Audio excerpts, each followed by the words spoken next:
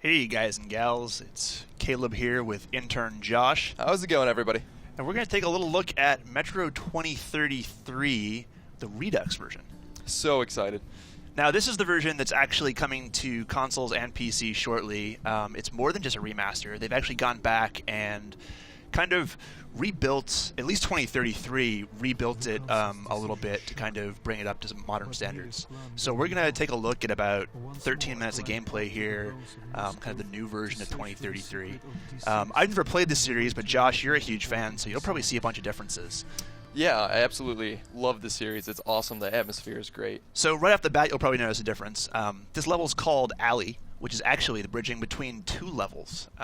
Originally Alley and Library in 2033. What 4A has done this time around actually is they've built not only kind of new intros to levels, but they've bridged some levels as well. So this used to be two levels, and now it's actually one kind of longer, meatier chunk of the game. What's going on? I noticed things flying in the sky. Yeah, right. So as you walk out, you're kind of in the ruins of Moscow. You spend most of the game in the metros of Moscow, which is kind of the last bastion of humanity in Metro 2033. And as you exit the metros, you kind of walk out into this almost winter desert wasteland. You'll see you're going to put a mask on because you actually can't breathe the air. It's toxic as a result of pretty much humanity dooming itself via nuclear annihilation. Right. What's cool to me about this series, and I haven't played it myself. I'm actually really excited to jump in with this new version. Is kind of how it's a different approach to FPS than we usually see. I think Metro 2033 specifically is kind of known as more of a survival horror approach to the FPS genre. I love it that it's more than just kind of walk into a room, clear out the enemies, walk into a room, clear out the enemies. And there seems to be a little bit more going on here. Yeah, it's definitely a gritty and almost a role-playing sort of experience. You're super immersed into this world. You'll look above, you'll see flying mutants, which might have just been bats at one point. And the world itself is gorgeous. Oh yeah, it's absolutely stunning. This is actually a huge visual upgrade from 2033 originally, especially the console version, which came out on 360, I believe. Yeah, I played the PC, so I always had a stunning graphics. Yeah, of course. But even from the PC version, they've really gone in and they've redone the skybox. You see there's dynamic weather. Mm-hmm. They've kind of redone some of the geometry and texture work as well. Which is insane. That must have taken a good amount of time, actually. It's not just a simple port. And the other thing is, and you're not really seeing it here, but a little bit earlier, and well, actually any light source, you'll kind of notice it, but especially from the sun, is they've added global illumination as well, so that the sun or light sources actually act like light sources and kind of work realistically, cast shadows realistically. It's a really cool effect. Yeah, it's definitely better than baked lighting. All right, so you might notice that, like, as you take out your lighter, you can burn away sort of like spider webs that are infesting areas to reach items. I've got to say the flame of the lighter looks absolutely spectacular. And apparently the trap system is something new that they've added for this version of 2033. You saw him kind of cut the line on that trap. So that was actually a part of the original game. Oh, it was? Okay. Yep, you could do that, which is awesome. It's another part of the sort of item resource management. You can actually take whatever item was in that trap. You can see some debris falling here. I don't know if that was in the original game. They might have added that for a little more effect. The one thing that I do keep noticing is, and I'm sure you'll see it soon, is as the water accumulates on the screen or on, I guess, your goggles, you have to wipe it away. Mm-hmm. That's something that I believe was added for Last Light, but they went back and put it back in here too, because I think it adds kind of a extra level of immersion. It does. It absolutely does. And on top of that, nothing was more annoying in the first game than when you had a ton of like rain and stuff on your mask and you couldn't see anything. Let's jump in quickly. This area right here is where the alley would have ended originally. You kind of get up to the doors and the level ends, but instead they've added a firefight here to kind of bridge the two levels. You'll sort of see, we'll be able to shootout here, and then they'll go into the library, and it'll all kind of be seamless. Yeah, so this is all going to be new for me. Right there, you notice he took a look at the watch. was actually talking to one of the producers on the game earlier this week, and he told me a little bit about the watch, which I think is really cool. That's something called a Nixie watch, which if you look up, it's not digital. It's like 40-year-old technology. It's like analog tubes. So it's kind of cool that that's based on a real-world lo-fi piece of tech. Yeah, that's That's definitely cool. also how you see how much time is left in your filter, right? Yeah, on the hardcore mode, you have to look at your watch instead of relying on HUD UI elements. Yeah, actually, speaking of hardcore mode, you saw at the beginning of the clip, you had a couple options you could pick from. Not just the hardcore, ranger, those sort of difficulty levels, but you also get to pick whether or not you want to play the game kind of the classic 2033 more survival style, or if you want to play it Spartan, which is kind of the more last light action style. What's neat is that they've added that option to both games so that you can actually play Last Light kind of as a little more of a stealth experience. So now I can go back and play 2033 in a Last Light kind of manner and vice versa. Exactly. Awesome. Yeah, this whole battle was not in the original one. It's actually pretty cool, sort of survival sort of thing going on here. Only thing I can imagine is that it's rough for the people who are resource management intensive. Yeah, apparently a or goals to lot of the enemy models were actually the newer models they built for Last Light. They kind of re-imported them here and added a bit there as well. Yeah, on top of that, I can tell you right now that the friendly models for these Rangers that you see here are completely brand new from Last Light. That's not how they looked in the original. These are Last Light models that you're seeing right here. And we've seen a lot of actually shooting down of demons, but one thing I didn't realize, and makes the game even more appealing to me, is apparently every area designed for human combat is also designed for a non-lethal approach. So Hugh, the producer I was talking to earlier this week, also mentioned that it's possible to get through the game with only killing one human, I believe. That's incredible. Which is really cool. I mean, for me, like, I love being able to approach a game from multiple different ways, and it looks like between the options that they're giving us here, as well as kind of how the game is built for multiple approaches, I'm really excited to give it a try. Yeah, and the cool thing about Metro is that each game has multiple endings depending on how you play the game. So if you do go through the stealthy approach, non-lethal takedowns, you actually get what's considered the good ending, even though the bad ending is actually canon. If you get the good ending, it's kind of a cool surprise Easter egg sort of thing. You don't feel like a dick when that happens. So, but no one really did that because the stealth was so bad in the original game that it was just really annoying. It was quirky. I actually enjoyed the challenge, but sometimes it would just be unreasonable.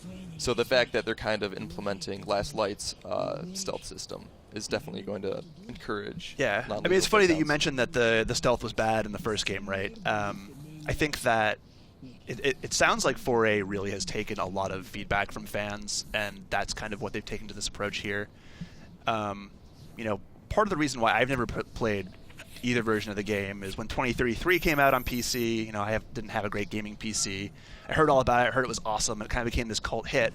But yeah, people did say that, you know, there was kind of a little bit of jankiness to it, and that if you could get past that level, then those are the people who loved it. But a lot of people got turned off by some of the mechanical deficiencies, and they improved a lot of that in Last Light, but then also I think in some ways took away kind of some of the stuff that the fans liked. So this appears to be kind of their chance to go back to both games and kind of balance that out. You know, I think probably the way they originally envisioned it. Yeah, which is something a lot of developers don't have the chance to do. A game ships, and it's like all those things they wanted to do, they don't have a chance to go back to. It's really cool seeing a developer have that chance. Yeah. And this entire area right here is kind of the transition area from the alley level from before to this library level. Right, as we've been talking, I mean, we totally even missed that transition. Oh god, what's going on there? So this is a demon. That's what they call the flying mutated monsters. Trying to break in there. So without spoiling too much for those who haven't played the game, do we know why the demons appeared or what's going on, or is that kind of what you figure out throughout the course of the game? So demons have always been around, same with the Nosalises, which is what they call the kind of mutated oversized rats. And those have just always been around, a common enemy they've had to fight and survive against. Basically, the plot of this game, and this isn't really spoiling much, it's introduced at the beginning. There's a new threat, and they're kind of these like ominous, like just giant, intelligent, mutated beings that are slowly killing off humanity. And the point of this level is to reach an underground missile facility to take them out. Okay. Yep. So they've got, and that facility is called D6. So you're actually trying to go through this abandoned library to reach that. It's amazing how much atmosphere the lighting really adds. Yeah, it's absolutely amazing. I mean, I know that's the one thing that PC gamers have been saying for a long time that I think more console-centric gamers are just starting to see with PS4 and Xbox One is how much of a jump to visual fidelity and to like putting you in the game world something like a good lighting engine can be. And for games that have a huge emphasis on gameplay, it might be a little less important. But on a game like this, not saying that the gameplay is bad, the gameplay is amazing, but this game is so intensive on atmosphere. Yeah. There's so much emphasis on it that the difference in lighting can actually really affect the experience that you have. Now, I already know how I'm going to play this game the first time. I'm going to play super stealthy. I'm going to play non-lethal. And yeah, it's going to be fantastic based on that atmosphere, you know, based on the tools the game gives me, but also kind of the bit of oppression going on here atmospherically, which I love. Oh man, honestly, those character models are great. In the original game, all of the friendly rangers kind of look similar, aside from their faces. The uniforms they wore were extremely similar. Now they kind of have their own distinct models, and it's actually pretty cool to see. Yeah, I mean, it's easy to dwell on graphics, especially when a game does look very good. Mm-hmm. But obviously, you know, what matters is how it plays, and it seems like this is doing both. Yeah, they nailed it.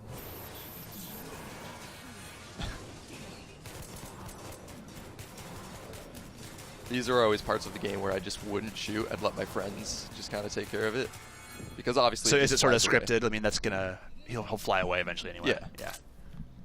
And if you're playing on survival mode, ammunition's just so precious. Like, actually, it's not only a resource for survival, it's a currency system. You buy weapons and armor upgrades with bullets. Wow. Yeah. So it's really about finding that middle ground between, like, do I invest in this, like, better AK? Yeah. Or do I save the ammo and just have an access No, to I mean, that? that level of resource management is sort of one of the hallmarks of survival horror as a genre. I mean, like, the Resident Evil games, right? It's all about making sure that you don't have ammunition and, oh God, where's that typewriter tape? You know, how am I going to save? So yeah, I like when games kind of make you work for it a little bit. Absolutely. Was that another trap? Not sure why he shot the chandelier, to be honest. Might have been.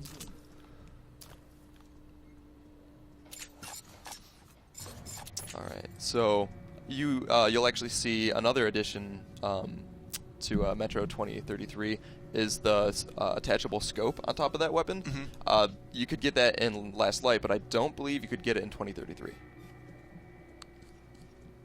And that's another one of the features just making its way over. Yeah, it sounds like they've really taken a lot from Last Light and kind of brought it back, but still while maintaining what made 2033 2033, right? Yep. And what's even more impressive also is, I mean, this is a tiny dev team working in Kiev in the Ukraine.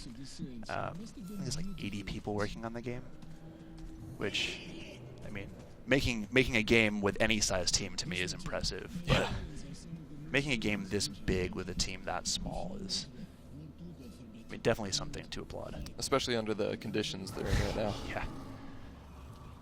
So 4A devs, we applaud you for sure. Yeah, well done.